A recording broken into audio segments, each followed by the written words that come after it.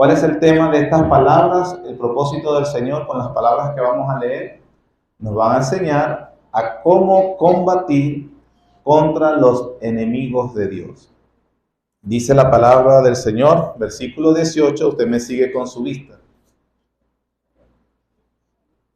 Por la mañana, volviendo a la ciudad, tuvo hambre, y viendo una higuera cerca del camino, vino a ella, y no halló nada en ella, sino hojas solamente, y le dijo: nunca jamás nazca de ti fruto. Y luego se secó la higuera. De versículo 20 al 21 consistirá la predicación de hoy.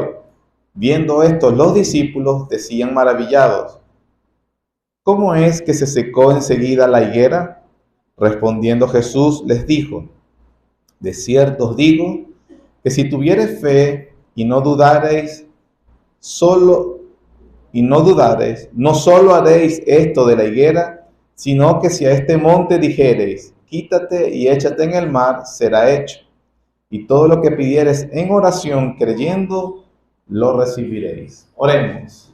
Bendito nuestro Dios y Padre, al cual estamos reunidos para adorar, Señor. Te queremos pedir que por favor tu Espíritu Santo selle tu palabra en nuestros corazones. Abras nuestros oídos y nuestros ojos del alma para que te glorifiquemos y adoremos mientras saboreamos tu verdad. Te lo pedimos, Señor, en el nombre de Cristo Jesús. Amén.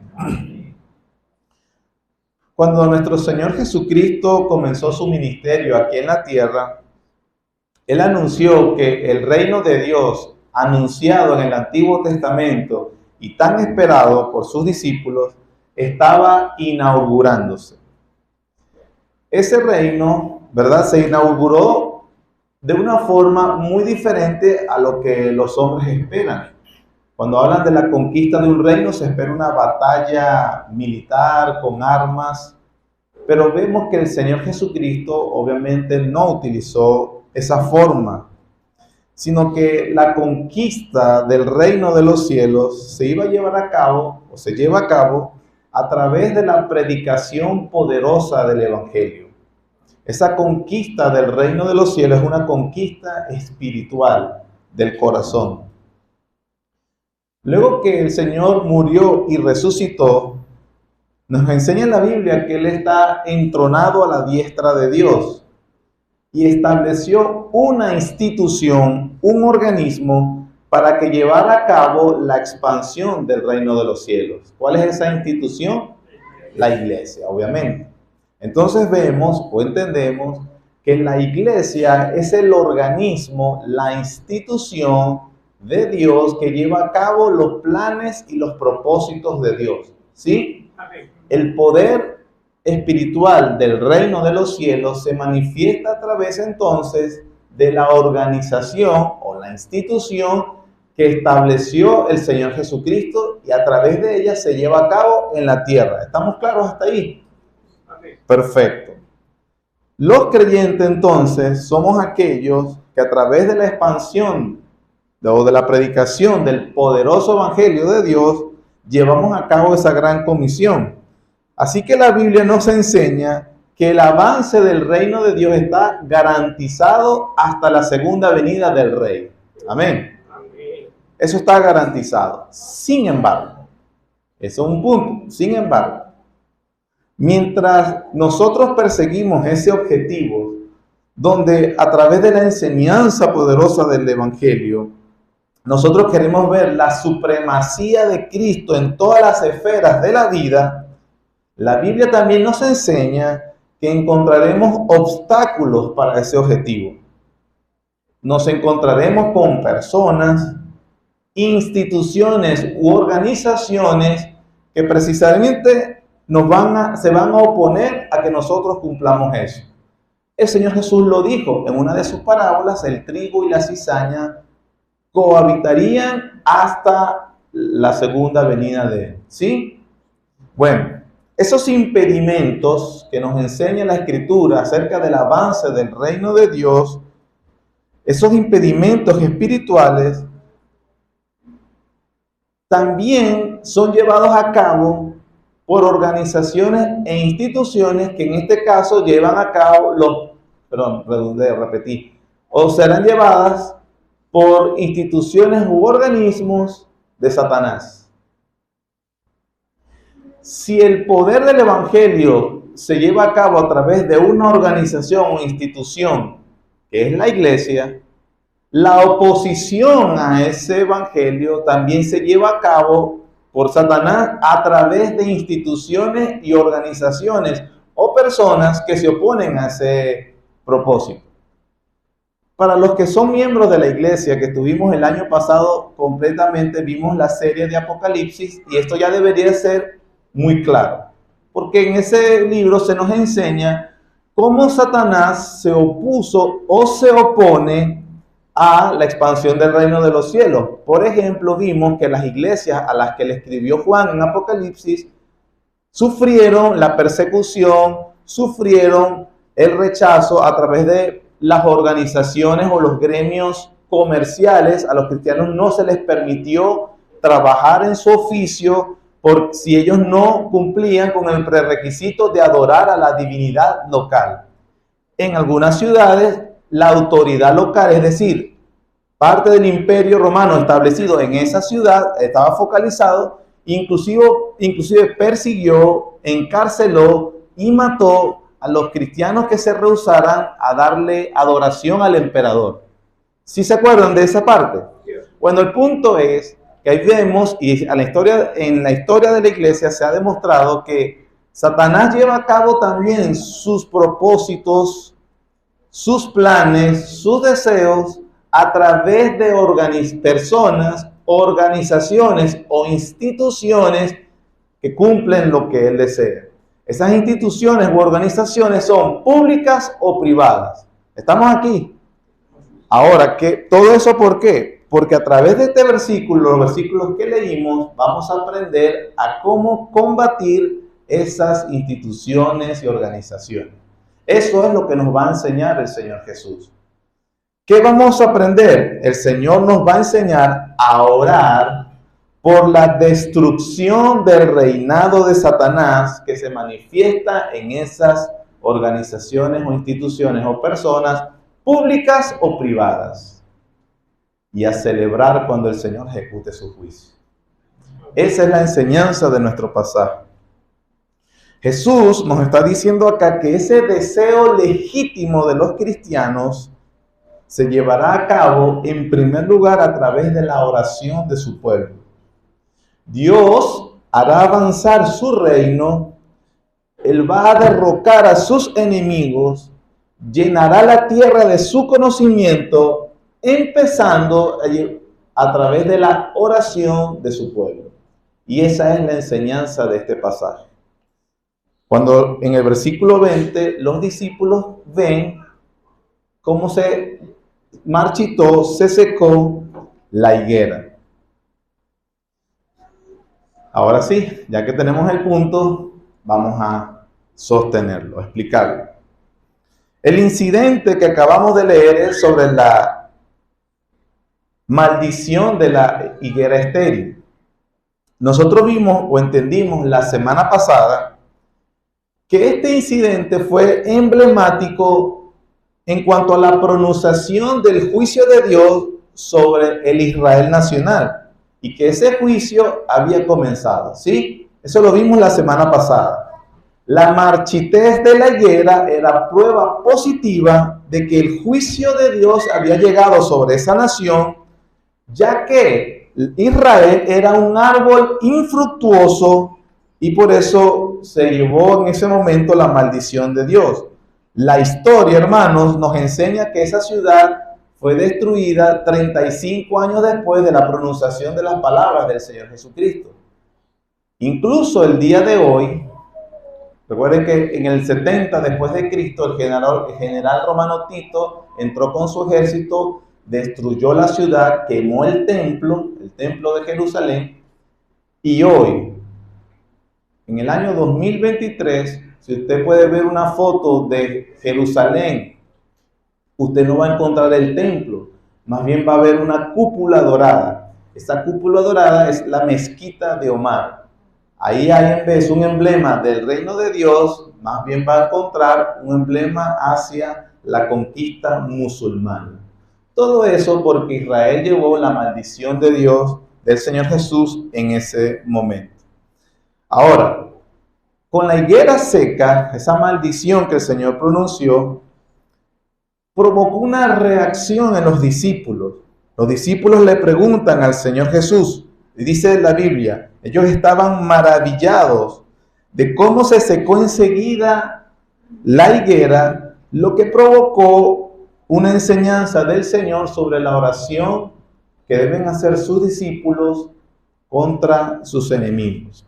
El versículo 20 dice, viendo esto sus discípulos decían maravillados, ¿cómo es que se secó la higuera? Maravillados, ya Mateo había utilizado ese término en 8:27, cuando la tormenta se calmó por las palabras de Jesús. También lo utilizó en el capítulo 9, versículo 33, maravillados porque él había sanado a un hombre mudo.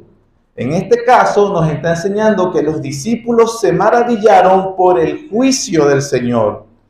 Cuando los discípulos de Cristo ven caer el juicio de Dios, se maravillan. Produce asombro, produce alabanza cuando Dios deja caer sus juicios sobre sus enemigos. Por lo tanto, en la enseñanza él va a decirle que deben orar para que Dios destruya, juzgue a toda persona, organización, institución pública o privada que se oponga al avance del reino del Señor, y que debemos tener confianza en que esa oración será respondida.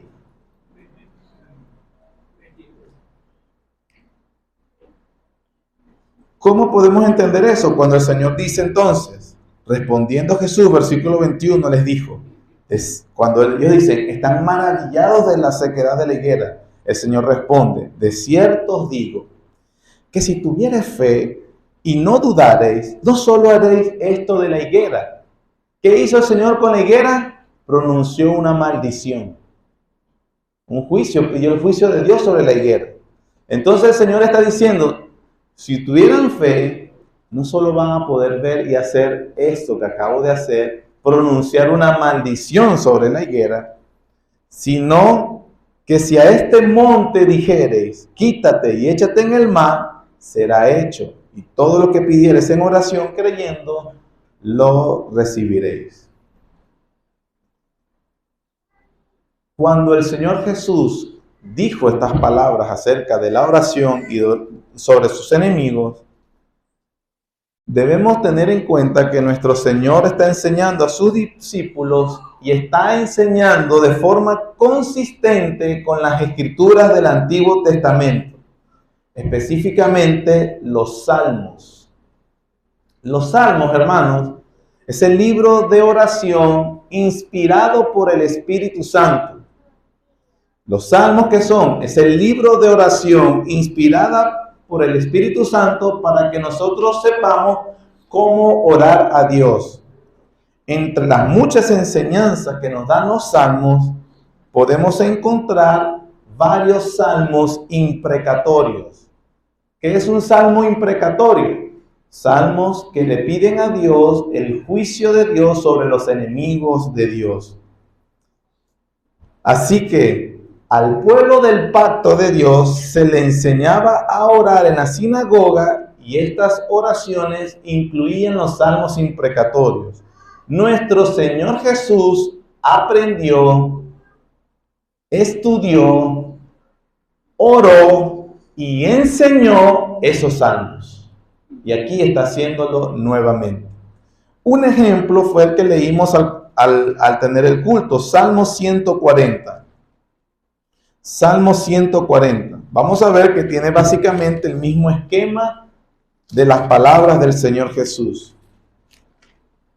Salmo 140, como leímos, los primeros versículos tratan de la maquinación de los enemigos. David está hablando como rey de Israel. Y él entiende que hay enemigos que están maquinando su mal. En el versículo 3, él hace una cita de dónde viene la motivación de estos enemigos. Aguzaron su lengua como la serpiente, veneno de áspid hay debajo de sus labios. Cuando David comenta eso, ¿a quién se refiere? A Satanás. Personas que llevan a cabo los propósitos de Satanás. En la escritura, la serpiente maligna es el diablo. ¿Qué pide David después de pedir la protección de Dios? Versículo 10. Hace un salmo imprecatorio, unas palabras de imprecación. Versículo 10. ¿Qué pide? Caerán sobre ellos brasas, serán echados en el fuego, en abismo profundo de donde no salgan. El hombre deslenguado no será firme en la tierra. El mal cazará al hombre injusto para derribarle. ¿Qué está haciendo entonces David aquí? Pidiendo a Dios que haga ¿qué? Juicio sobre los enemigos que están impidiendo el avance del reino de Dios. Eso es exactamente lo que hace Jesucristo al decirle sobre la montaña. Y después, cuando el Señor Jesús le dice, y lo que pidieren con fe lo recibirán, está cerrando la petición como la cerró David. Versículo 12. Yo sé que Jehová tomará a su cargo la causa del afligido y el derecho de los necesitados. Ciertamente los justos alabarán tu nombre, los rectos morarán en tu presencia. El salmo imprecatorio finaliza siempre con una nota de alabanza. ¿De alabanza de qué? De que Dios va a juzgar a sus enemigos, de que el mal, la maldición de Dios va a caer sobre los enemigos de Dios. El Señor Jesús enseña a los discípulos a orar por lo de la higuera o cosas similares y termina: crean que el Señor lo va a hacer, tengan fe. Un salmo o una oración imprecatoria. Veo algunos como que me cuesta entender eso. Sí, a los cristianos actuales les cuesta entender eso. Dele gracias al Señor que está hoy aquí para que lo aprendan. No solamente el Señor fue consistente con los salmos, como acabamos de ver, Salmo 83 es otros y muchos otros salmos, sino con el resto de la Biblia. Por ejemplo, Proverbios 11:10, puedes escucharlo, dice: en el bien de los justos la ciudad se alegra, sí, mas cuando los impíos perecen hay fiesta. Alegría cuando los malvados son juzgados. Hay alegría, hay fiesta cuando las instituciones, organismos o personas enemigas de Dios son destruidas. Éxodo 15:1 es justamente cuando Israel pasa por el Mar Rojo y Dios ahoga el ejército de Faraón. El Éxodo 15:1, el cántico de Salomón, de Moisés, dice así: cantaré yo a Jehová, porque se ha magnificado grandemente, maravilla. Ha echado en el mar al caballo y al jinete, juicio. Versículo 6. Tu diestra, oh Jehová, ha sido magnificada con poder. Tu diestra, oh Jehová, ha quebrantado al enemigo, y con la grandeza de tu poder has derribado a los que se levantaron contra ti. Moisés con el pueblo da una alabanza a Dios porque Dios ha juzgado a los enemigos de él. El Señor entonces dice en el versículo 21 su enseñanza: y si dijeres, respondió Jesús, de cierto digo, si tuvieres fe, no dudares, no solo haréis esto de la higuera, sino que si a este monte dijeres, quítate y échate en el mar, será hecho. En el Antiguo Testamento, hermanos, las montañas, en el lenguaje profético, en el lenguaje de la predicación profética, montañas casi siempre se refiere a imperios, reinos, instituciones o gobiernos que son enemigos de Dios. Siempre. Por eso el Señor habla de una montaña. Recuerden cuál es el papel del Señor Jesús esta semana. ¿Cuál es? Como rey, sacerdote y profeta. Él esto se está enseñando como el profeta de Dios. Vamos a unos versículos en el Antiguo Testamento. Isaías capítulo 41. Isaías capítulo 41. versículo 15. He aquí que yo te he puesto por trillo nuevo, lleno de dientes. Trillarás, ¿qué cosa? Montes y los molerás, y collados reducirás a tam. El contexto habla sobre los enemigos de Dios. Capítulo 42 de Isaías, versículo 15 también. Convertiré en soledad montes y collados, haré secar toda su hierba, los ríos tornaré en isla y secaré los estanques. El contexto nuevamente habla de los enemigos del pueblo de Dios, que son llamados montañas o montes, como en el monte donde está la higuera. Y el Señor dice que su juicio será destruirlos. Profeta Ezequiel, capítulo 38. Ezequiel capítulo 38, versículo 20. Que los peces del mar, las aves del cielo, las bestias del campo y toda serpiente que se arrastra sobre la tierra y todos los hombres que están sobre la faz de la tierra temblarán ante mi presencia, y se desmoronarán los montes y los vallados caerán y todo muro caerá a tierra. Esa es una profecía contra un pueblo llamado Gog. La destrucción de Gog se predice metafóricamente como la destrucción de una montaña. Jeremías capítulo 51. Jeremías capítulo 51. Versículo 25 es una profecía, todo el capítulo es una profecía sobre la destrucción de Babilonia, otro imperio en contra de Dios. Versículo 25, 51, 25. He aquí, yo estoy contra ti, oh monte destruidor. Se le dice a Babilonia monte destruidor. Dice Jehová, que destruiste toda la tierra y extenderé mi mano contra ti y te haré rodar de las peñas y te reduciré a monte quemado. Versículo 41 y 42 del mismo capítulo 51 de Jeremías dice: ¿Cómo fue apresada Babilonia y fue tomada la que era alabada por toda la tierra? ¿Cómo vino a ser Babilonia objeto de espanto entre las naciones? Subió el mar sobre Babilonia, de la multitud de sus olas fue cubierta. En el 25 vimos que Babilonia es un monte, y en el 41-42 vemos que ese juicio de Dios se dio porque el mar cubrió esa montaña. Lo que está diciendo el Señor Jesús: agarran ese monte, échate en el mar y él se va a arrojar. Es entonces que, hermanos, lenguaje metafórico de los profetas para hablar de los juicios de Dios sobre sus enemigos. ¿Quiénes son sus enemigos? Organizaciones, personas o instituciones públicas o privadas que se oponen a su reino. Eso es lo que enseña la Biblia. Lo hemos visto en los Salmos, lo acabamos de ver en los profetas, incluso el mismísimo contexto inmediato de las palabras del Señor Jesús en Mateo 21. Cuando nosotros empezamos a ver esta parte, esta sección, recordemos que el Señor Jesús entró a Jerusalén ¿cómo? Cabalgando en un asno. Eso lo vimos de que esa imagen de cuál, de un judío caminando sobre un asno, cabalgando en un asno sobre mantos y palmas, es símbolo en el Antiguo Testamento de un rey que está reclamando los derechos de su corona y de juzgar a los que se oponen a su reinado.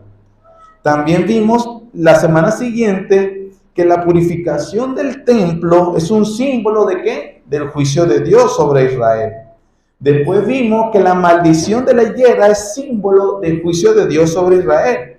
Después de esta sección vamos a ver 3 parábolas que confirman la enseñanza de ese juicio. El clímax de toda la sección vendrá en el capítulo 24, donde el Señor Jesús pronuncia 7 ayes sobre los fariseos hipócritas y vuelve a mencionar en el capítulo 24 la destrucción del templo. En fin, en síntesis, hermanos, toda la sección es un juicio sobre la nación por rechazar la soberanía de Cristo Jesús, por llamar a lo bueno malo y a lo malo bueno. Por lo tanto, hermanos, todo lo que he dicho hasta aquí, creo haber demostrado que la enseñanza que nos está dando el Señor es una enseñanza para que oremos por la destrucción de organizaciones, personas o instituciones públicas o privadas que se opongan al avance del reino de Cristo y esperar que esas oraciones sean contestadas. Esa es toda la enseñanza. Por lo tanto, si como empezamos, hay una institución, organización, personas que se opongan a la supremacía de Cristo en todas las áreas, ¿cómo lidiamos con la oposición institucional al gobierno de Cristo, hermano? ¿Cómo lidiamos? Según lo que hemos visto, usando las armas que Dios nos ha dado. Y esa es la oración, empezando.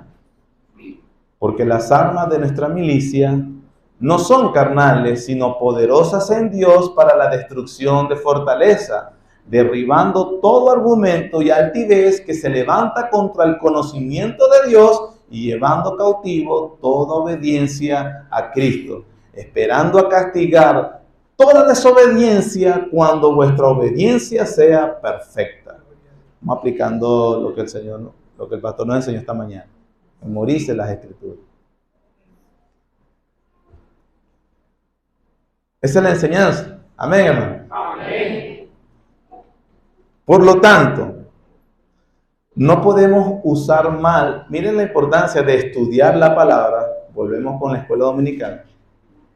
Porque entonces significa que no podemos usar mal las palabras del Señor Jesús. De este pasaje que acabamos de ver, sobre esta promesa de que lo que crean con fe se hará, ya vimos qué significa, ¿cierto? Por lo tanto, se ha abusado mucho de ese pasaje diciéndole a la gente que pueden reclamar salud, prosperidad, sueños o deseos si creen lo que piden. Y usan estas palabras del Señor Jesús. Ya hemos demostrado que no puede hacerse.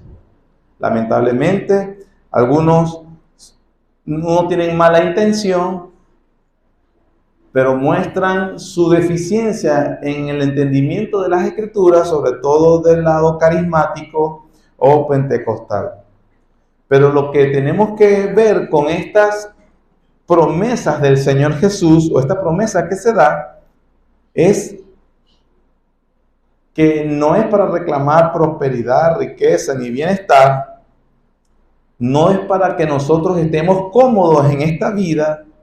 Esos son deseos que tienen más que ver con los deseos de la carne, los deseos de los ojos y la vanagloria de la vida. Mientras que lo que está enseñándonos el Señor aquí es una oración por ver la gloria de Dios, para que la justicia de Dios sea reconocida y para que la supremacía de Cristo sea vista por sus enemigos y echen para atrás. Nosotros debemos orar por eso y celebrar cuando eso suceda. Para que los enemigos de Dios digan, miren lo que ha hecho el santo. No se opongan a la obra de Dios, no se burlen de su ley. Supremacía de Cristo en todas las áreas y esferas de la vida. Eso debemos orar. Y cuando haya personas, instituciones, organizaciones públicas o privadas que se opongan a eso, oh Dios, destrúyelos para que no se opongan al avance de tu reino. Y creer, Señor, va a responder. En el siglo XVI, cuando la reforma protestante estaba en marcha, el Señor usó a un hombre llamado John Knox. Él llevó la reforma protestante hacia Escocia. Él es conocido por la oración aquella que le hizo al Señor: Señor, dame Escocia o si no me muero. El Señor le dio Escocia.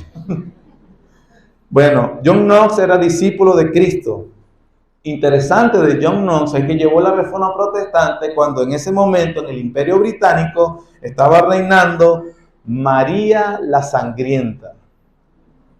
Mira el título que le dio la historia, María la Sangrienta. Ella era católica y se opuso a la reforma, matando sangrientamente a los protestantes.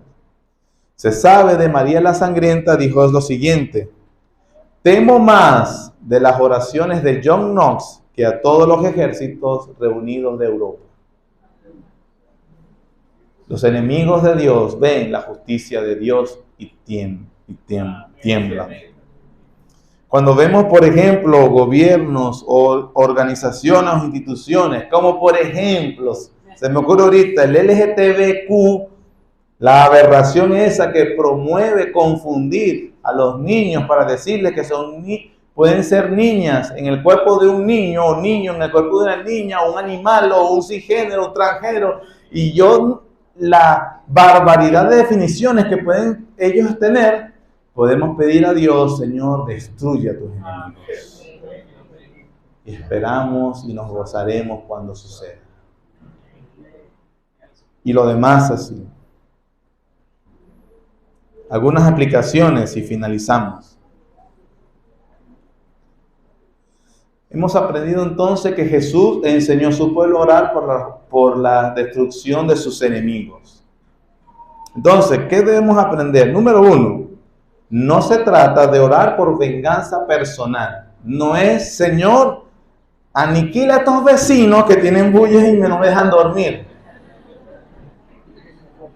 No es venganza personal, no es mi pelea. Señor, métete en esta pelea mía personal. No.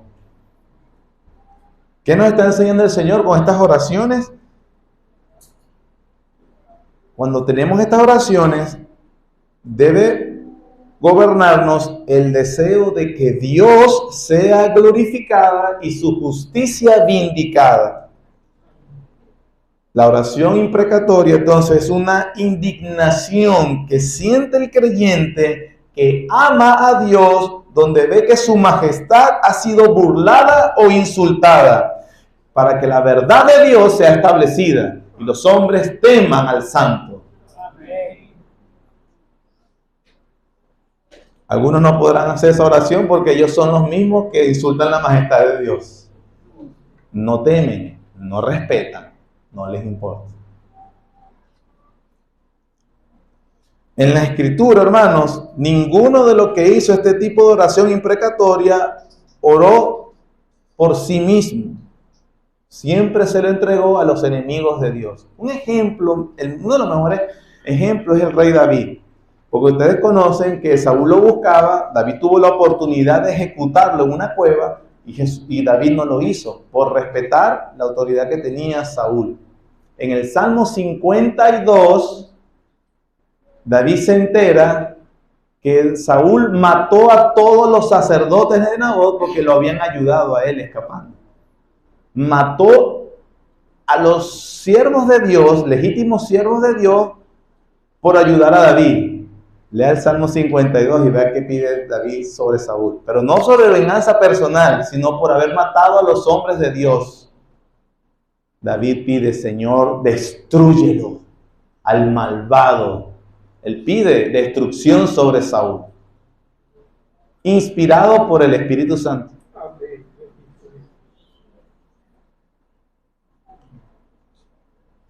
Orar imprecatoriamente sobre los enemigos de Dios no significa excluir que oremos por el arrepentimiento de ellos también.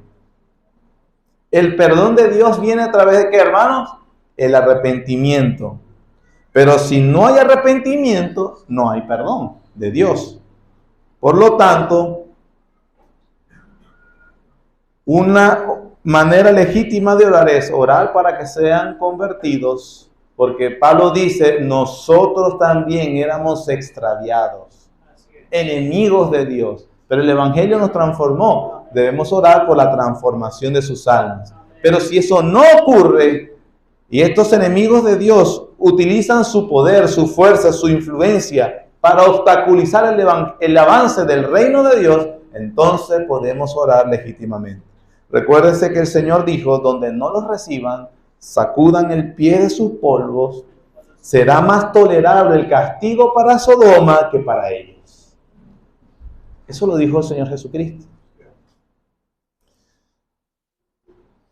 Déjenme mostrarles 3 citas, porque a veces eso es el Antiguo Testamento. Rápidamente, del Nuevo Testamento, donde se oró imprecatoriamente sobre los enemigos de Dios. Segunda carta de Pablo a Timoteo, capítulo 4. Segunda carta de Pablo a Timoteo, capítulo 4, versículo 14. Dice: Alejandro, el calderero, me ha causado muchos males. El Señor, ¿qué? Le pague conforme a sus... Eso es desear que Dios juzgue a ese enemigo. Versículo 15, guárdate tú también de él, pues en gran manera se ha opuesto a nuestras palabras. ¿Y Pablo qué era? Estaba predicando el evangelio. Este Alejandro se opuso tanto que el Señor, Dios mío, júzgalo, págale conforme a sus maldades. Apocalipsis capítulo 6, versículo 10. Oración de los creyentes que habían sido muertos por causa del testimonio de Jesús. Apocalipsis versículo 6, versículo 10. Cuando abrió el 5º sello, vi bajo el altar las almas de los que habían sido muertos por causa de la palabra de Dios y por el testimonio que tenían. Y clamaban a gran voz diciendo, ¿cuál es la oración en el cielo, hermanos? ¿Hasta cuándo, Señor santo y verdadero, no juzgas y vengas nuestras sangres en los que moran en la tierra? Aquellos que habían sido muertos no por cualquier accidente, murieron por ser cristianos, fueron perseguidos. El reino de Dios se obstaculizaba por estos enemigos. El pueblo de Dios puede orar, Señor, destruye a este tipo de gente. Finalizamos, como ya lo anuncié. El pueblo de Dios, hermano, entonces, recibirá persecución por sus enemigos, recibirá opresión, recibirá hostilidad. Y cuando experimentemos eso, no debemos extrañarnos. Dios permite eso, pero lo permitirá, nunca lo va a permitir hasta que seas destruido tú, hermano. Ni nunca lo permitirá hasta que niegues la fe. Al contrario, siempre nos va a sustentar y va a intervenir para glorificarse. Debemos orar por eso. Señor, interven. Señor, una de las cosas que preguntan, ¿y cómo podemos comparar esa enseñanza de hoy con las palabras del Señor Jesús en la cruz? Señor, no le tomes en cuenta este pecado. Bueno, tal cual como lo acabamos de enseñar. Perdónalos. ¿Y cuándo Dios va a perdonar a sus enemigos? ¿O cuándo los perdona? Cuando se arrepiente. Entonces una manera correcta ahora es orar por su arrepentimiento. Pero si no se arrepiente, ¿qué va a venir sobre ellos? El juicio de Dios. Entonces podemos orar, Señor, concédeles el arrepentimiento. Pero si no está en tu voluntad concedérselo, júzgalo y detén su maldad. Esto, hermanos, para que aprendamos a orar. Una de las cosas cuando a veces oigo algunas peticiones de oración los miércoles, con algunos es un tiempo deleitoso de orar, pero a veces, hermanos, quedo con una sensación. ¿Qué estará pensando el hermano o la hermana? Hermanos, oren porque escuché que un cometa va a pasar cerca de la tierra. Oremos por las plantas, la gente, el mundo.